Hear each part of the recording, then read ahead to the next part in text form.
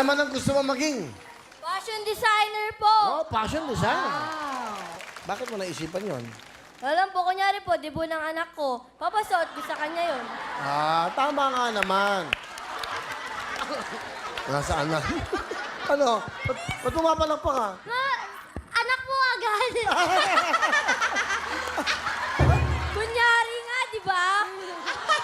Kunyari lang naman eh. Sino bang ini-interview dito? Ako o ikaw? Sige, ikaw na lang. O, sige, uwian na. Ikaw na lang.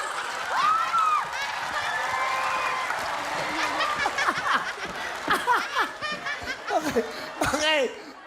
Nagko-comment kasi, nagko-comment. Ano? Invite niyo na lang ako sa debut. Huwag maubos yung pagkain.